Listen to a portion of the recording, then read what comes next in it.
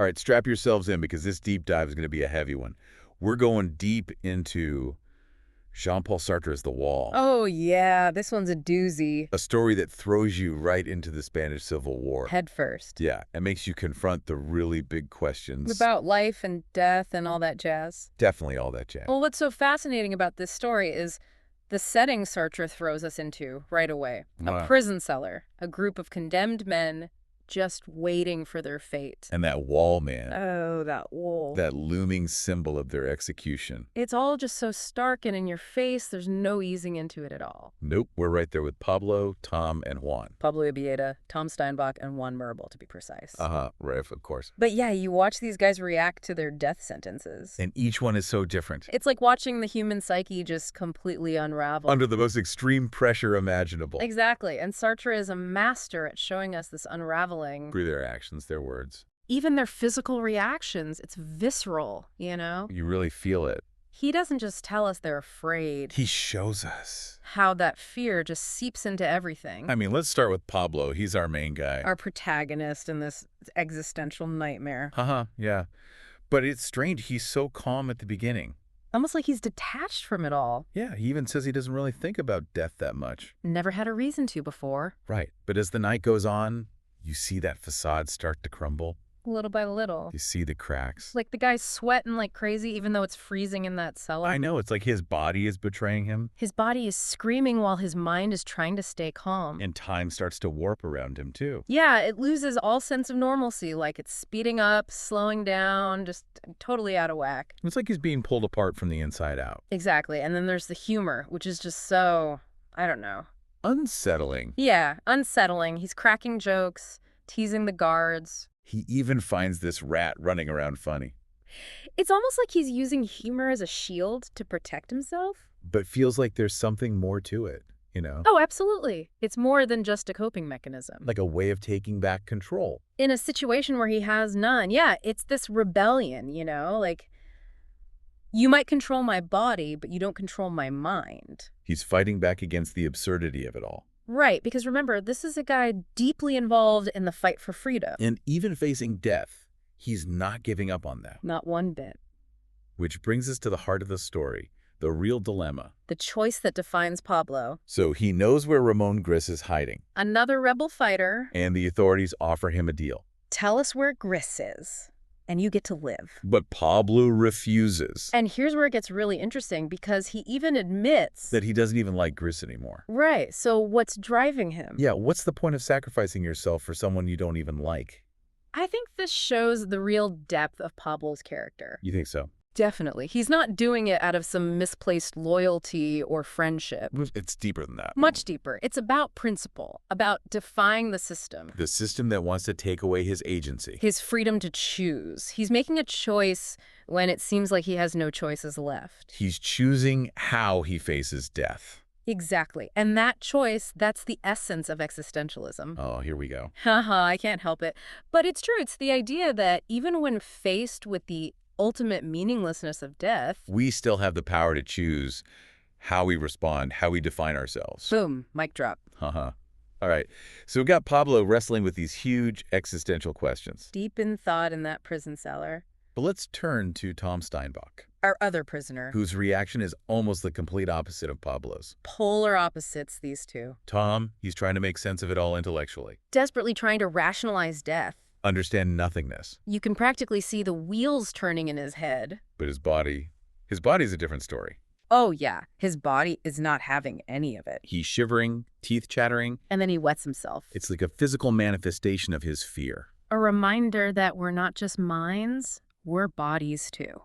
And those bodies have these primal instincts. It's like Sartre is saying, look, even the most hardcore materialist, someone like Tom who only believes in the physical world, can't escape the terror of non-existence. His body betrays him. It betrays his attempt to intellectualize death. It's brilliant. It really is. So we've got Pablo's stoic defiance And Tom's intellectual struggle. Two sides of the same coin, in a way. And then we have Juan Mirbal. The youngest of the three. Oh man, he's just completely overwhelmed by fear. Consumed by it. Fixated on the physical pain of what's coming. It's heartbreaking to witness, really. It really is. He's not trying to understand like Tom or put on a brave face like Pablo. He's just bare, raw emotion. Induced to this primal fear of being wiped out. And then there's that scene where he tries to bite the doctor. Oh yeah, the Belgian doctor. It's like in that moment, Juan sees the doctor as a symbol of the living world. The world that he's about to be ripped away from. And he lashes out.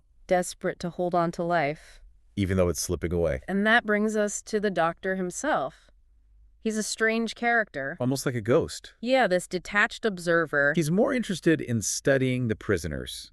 Their reactions to fear. Than actually comforting them. He's taking notes, like a scientist observing lab rats. It's dehumanizing almost. Like he represents this cold, uncaring world. The world they're leaving behind. The world that's already moving on without them. Emphasizing their isolation. And trapping them in this space between life and death. So here we have these three different responses to death playing out in a single night. The tension building with every tick of the clock. With the sounds of executions echoing from outside. A constant reminder of their fate. And through it all, Sartre uses this confined setting, this cellar, to explore. Those huge philosophical questions. About time, death, and the search for meaning in a world that feels meaningless. It's a lot to unpack, for sure. Definitely. Let's start with time.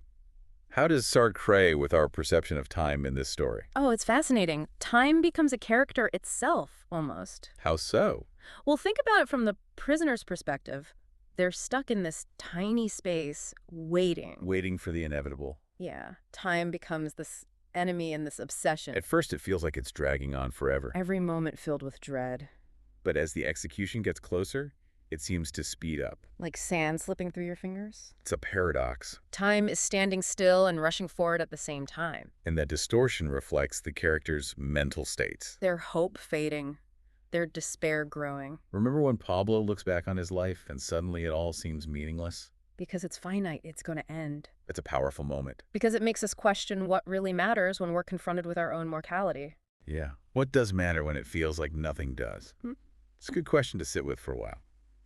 We'll pick up right here with part 2 of our deep dive into the wall. Yeah, it's like all of a sudden, facing death makes Pablo really face this void. This existential void. Yeah, and he has to grapple with the fact that life might not actually have meaning. Like, not the meaning we always try to give it, you know? And it's like you hear about people having those moments. When they almost die. Yeah, and they say everything changes. What they thought was important, it just doesn't matter anymore. Compared to just existing. Right. But Sartre doesn't stop there. Oh no, he keeps going. He throws this crazy curveball at the end. It really messes with you. It does. So Pablo, he's desperate. Right? And he wants to live. He'll do anything. So he tells the guards that Gris is hiding in the cemetery. It's a total lie. He's just trying to buy some time. Hoping to delay his execution, even for a little bit. And for a second, you think maybe it worked. Maybe he's outsmarted them. Maybe he's going to get out of this. That twist. The irony. Gris actually was in the cemetery. It's insane. Totally unpredictable. And he gets caught. And killed. Talk about a gut punch. You just don't see it coming. But the craziest part is Pablo's reaction. He laughs. He just starts laughing. It's such a strange ending. So open to interpretation. What do you think it means? Why does he laugh? I don't know. Is it relief? Maybe he's just losing it? Cracking under pressure? Or is it something deeper? Like he's finally accepted that nothing matters? And in that acceptance, he finds freedom. Ooh, that's good. Right. It's like he's saying, you might have won death, but you can't take away my ability to laugh at this whole messed up situation. Exactly. It's defiance. He's asserting his humanity. In the face of this absurd situation. It's really unsettling. But it makes you think. It forces you to ask, how would I react? Would you cling to hope like Tom? Or give in to fear like Juan? Or would you find some weird comfort in laughing like Pablo? It's interesting, though, because this story, it's not just about these three guys. It's bigger than that. It's about all of us, right? We're all living under a wall, in a way. Facing our own mortality. The wall becomes this symbol. Of our limitations. The things we can't control. Death, for example. The constraints of being human. But Sartre seems to be saying that within those constraints, Just freedom.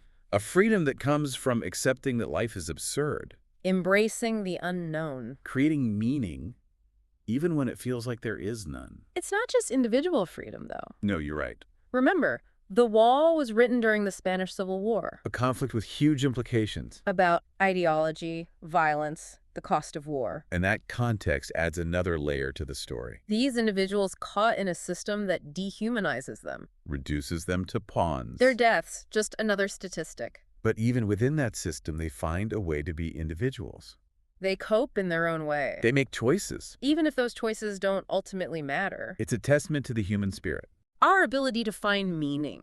Even in the most awful situations, It reminds me of Viktor Frankl. man's search for meaning. He survived the Holocaust, And he said that even in the camps, where people had nothing. they still had the freedom to choose their attitude. To find meaning in suffering. Similar idea. Both Sartre and Frankl are saying that real freedom, It's not about what happens to you. it's about how you respond. It's not about denying the bad stuff. The darkness, the pain, It's about acknowledging it. and choosing to live anyway. To love, to laugh, to create, To find that defiance, that hope. even when it seems impossible. We're all gonna die, that's a fact. But we can choose how we live. And maybe, just maybe, by embracing that, We can make our lives a little better, more meaningful. more human.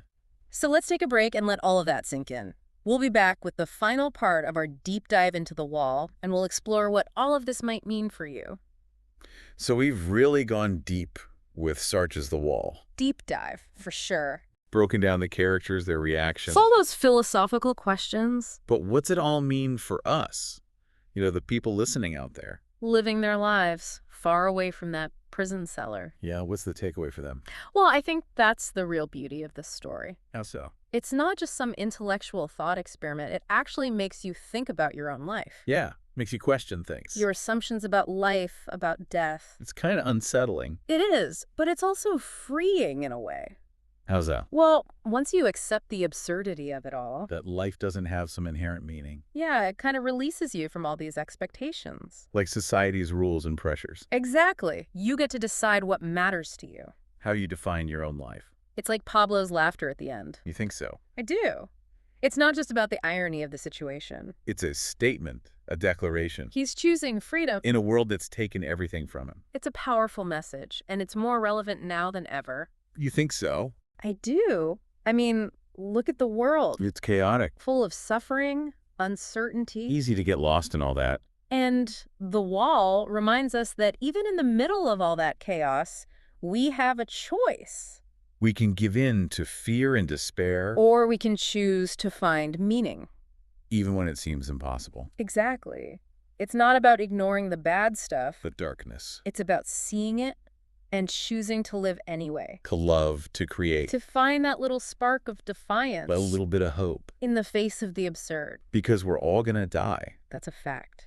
But we can choose how we live. And maybe, just maybe, by embracing that freedom, We can make our lives a little bit better. a little more meaningful, a little more human. So that's Sartre's The Wall. A story that throws you into the deep end. Makes you confront the big questions. And ultimately leaves you with a sense of hope. A hope that's rooted in our own ability to choose. To make meaning, to find our own freedom. Even in a world that can feel absurd and meaningless. And we hope that by diving deep into this story with us, You've walked away with something. a new perspective, a new question. Something to think about. Because that's the power of great literature. It stays with you. It changes you. It helps us make sense of this crazy, beautiful, absurd thing called life. And that's it for this deep dive. We hope you'll join us next time as we explore more fascinating works of literature and delve into the big questions that shape our lives.